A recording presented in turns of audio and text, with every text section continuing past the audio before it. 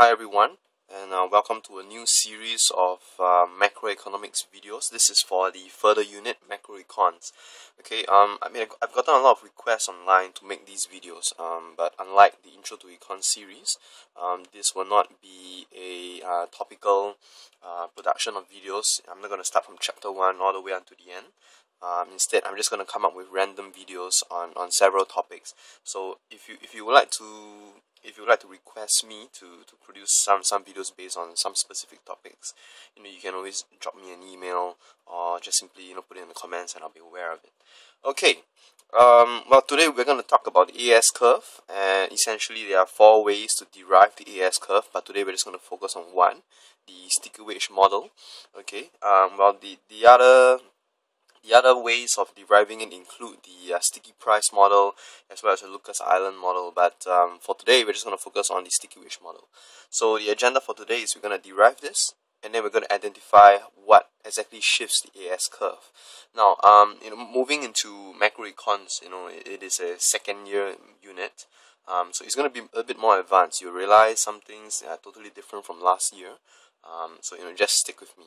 Okay, so for the derivation of the AS curve, it's actually pretty interesting, and it's surprisingly easy as well. The peeps that went for the preparation workshop for macroecons, had a very good exercise on this.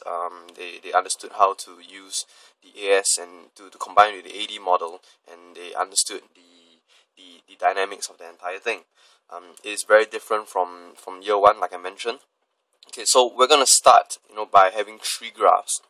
Okay, the first one, okay, it's I'm gonna need a graph for the labor market. Okay, so for the labor market, what I want on the horizontal axis is the amount of labor. Okay, I have. Okay, so L is basically labor. So the more we move down this axis, the more labor we have. And for the vertical axis, what I will need is the real wage, which is W over P. Okay, so that's real wage. And then my second graph that I'm gonna need is going to be a production function. Okay, so this is Y, this is output, and this is the amount of you know what? I'm gonna put labor on the horizontal axis as well, and output on the vertical axis. And then we're gonna have what we came here for. We're gonna have output on the horizontal axis as well as price level on the vertical axis. So as you can see, this is where we're going to put our AS curve in, okay, our aggregate supply curve. Okay, so a few assumptions we are going to need. Okay, let's start with the labor market first. Okay, I'm just going to label this labor market for you guys. This is the labor market, okay, and this is my production. Okay, and this is obviously my AD AS space. Alright, okay, so for the labor market, just like any other commodity, there is going to be a demand and a supply curve, right? So let's talk about the supply first. Okay, the supply for labor, okay, is basically a upward sloping line. So this is what we have. And we're going to assume that the supply of labor, okay, is going to be very far to the right. And the reason for this is so that firms can determine exactly how much labor they want at any point of time. So there will always be an excess supply of labor. Okay, I say again, there is always excess supply of labor. Okay, I'm gonna come to a point, okay, where you will fully understand why this is, and to do that, I got to bring in my demand curve. Okay, so the demand for labor, okay, is downward sloping, and this is the marginal product of labor. Okay, from macroeconomics, you will understand that this is the demand curve. The firm will hire where your real wage equals to your marginal product of labor, because that is where it minimizes cost, maximizes revenue. Okay, so the reason why we want an excess supply of labor is because we are going to make the equilibrium points around here. Okay, if not, we won't be able to derive an AS curve. Okay, coming to that later. Now we talk about the production function. Now, the production function is going to look like this, and the reason why it's sloping this way because we assumed decreasing returns to scale. Okay, so this is decreasing returns to scale. Decreasing returns. Okay, It's not scales, it's factor. Okay, sorry, it's factor because we're just talking about labor. So if it's only one factor, so we call it decreasing returns to factor. If we're going to talk about capital and labor at the same time, then it's decreasing returns to scale.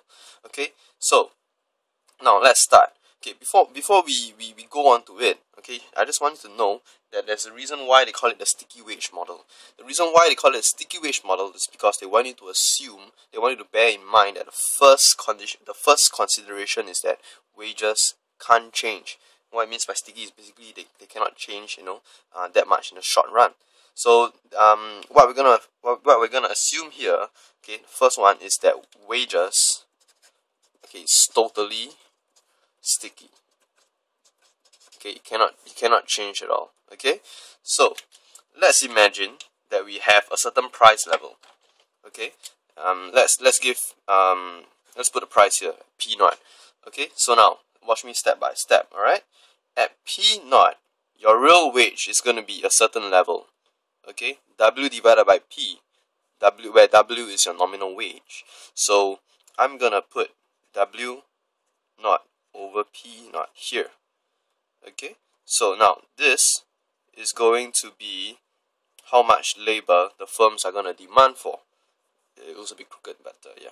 Okay, so this is one equilibrium point. Now, can you see why I've made it excess supply of labor? It's so that the firms can always vary the amount of labor they employ based on the real wage.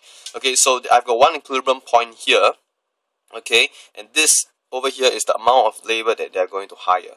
Okay, so I'm gonna drag this down. Okay, right down to the bottom right here. Okay, and I have an output level that corresponds to this production function over here, and that's Y naught. So I know that for a certain level of prices, I'm gonna have a certain level of output. Okay, so I'm gonna put Y naught over here, and there we go. We've got 1 point. This is very similar to deriving your IS curve, your LM curve, even your AD curve. Okay, so it's all about changing one of the variables, and for here, we are changing price. So you got 1 point over here. Okay, fantastic. And we're gonna do the second point because we need 2 points to draw a bloody line. Okay, so what I want to do now is I want to decrease prices. Okay, just for fun. Okay, if I want to increase prices, I can do it too, but I'm gonna decrease prices. Okay, so let's say I decrease prices to P1. Okay, I decrease prices to P1. What's gonna happen to my real wage? Okay, we're always gonna move in a anti-clockwise direction. We're gonna move on to here. So what happens to the real wage is that the real wage actually increases. Okay, because of this. If this was the initial real wage, compare it to this, okay, now you realize that when we talk about sticky wages, that means your wages don't change, nominal wages do not change, but the real wages change. And if this number is smaller now, so that means a smaller denominator is going to give you a larger number, therefore the real wage now is larger than the real wage before. Okay, so if this is larger, now it's going to move upwards, right? Okay, so this is going to move upwards, and this is going to be W naught over P1. Okay, and same thing, we're going to find out how much labor the firms are going to hire when the real wage is as of this. Okay, so we know that they're going to hire less because, it makes sense, right? If it's more costly for you to hire one worker, you're gonna hire less. Okay, and this particular amount of labor, okay, is going to give me an output level that is less than before.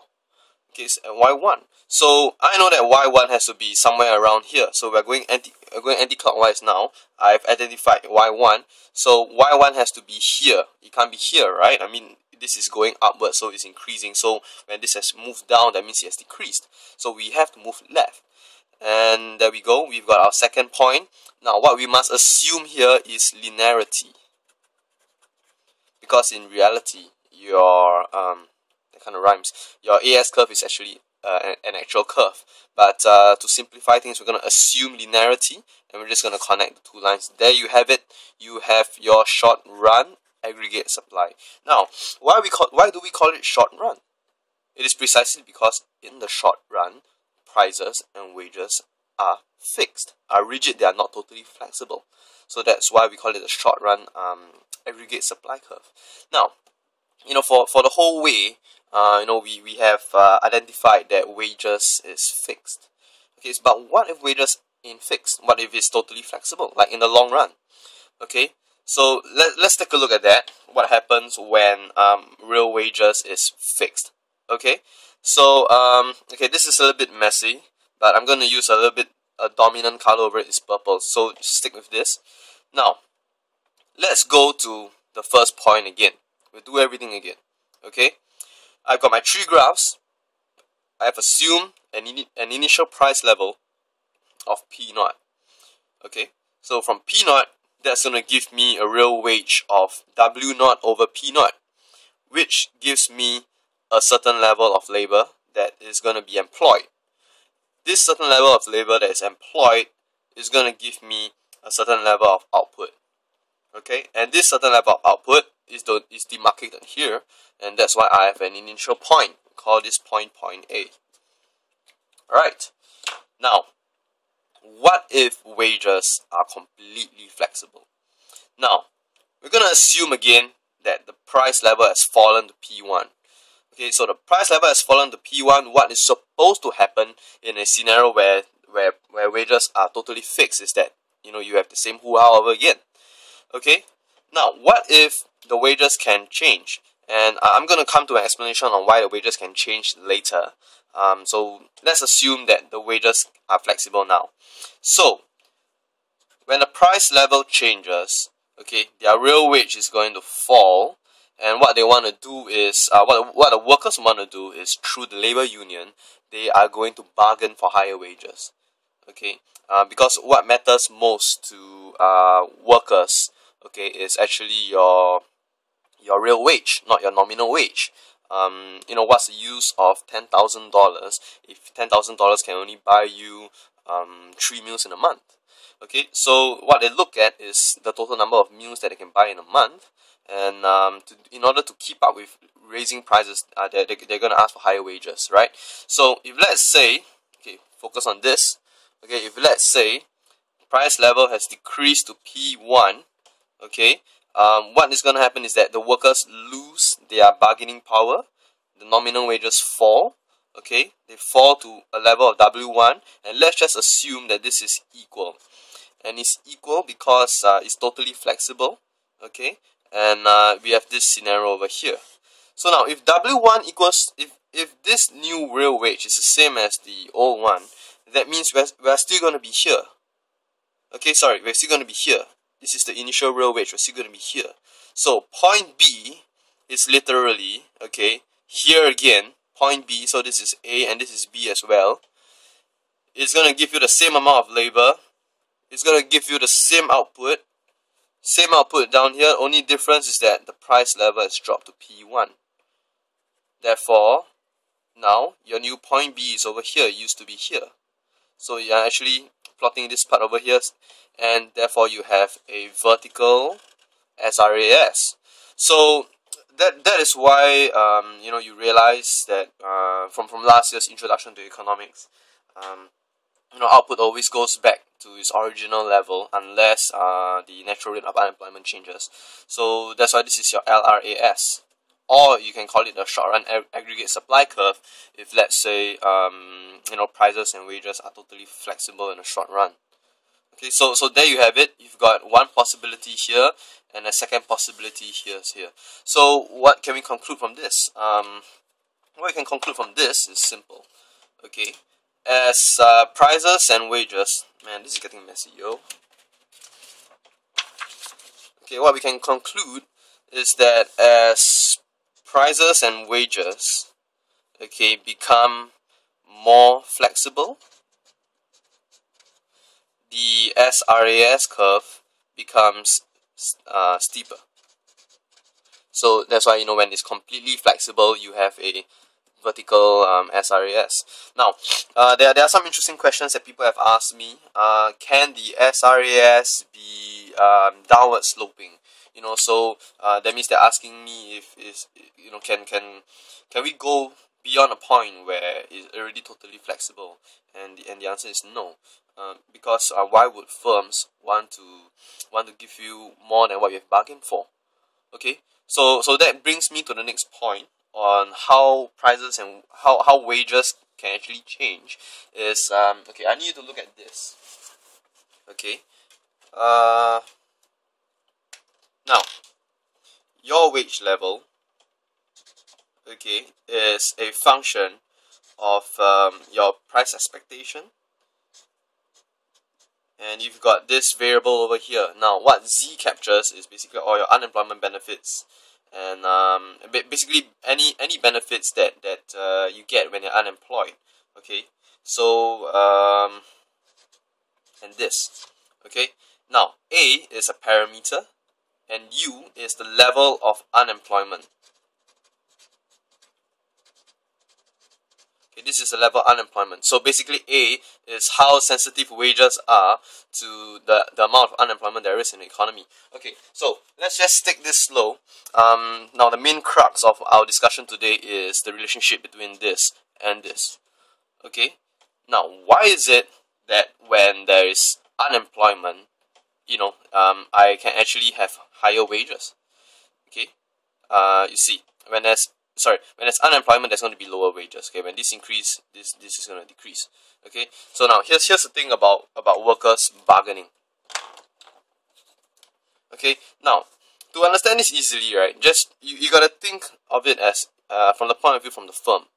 So if you think from the firm, it's really going to be easy. So now let's say you are the firm. You are the firm, and let's say there is unemployment around, and if there's unemployment around, means there are a lot of workers around. Loads of workers around. Loads of workers. Okay, and let's say you only need one. You only need to hire one more additional person. Okay, you just need one more person, but you do not know who to pick. So, I mean, if you are rational, okay, assuming everybody's skills are the same, so they are homogeneous labor, okay, if this guy offers to be hired at $5 per hour, and this guy is $10 per hour, this guy is $3 per hour, and this guy is only going to be willing to get it for maybe $7 an hour.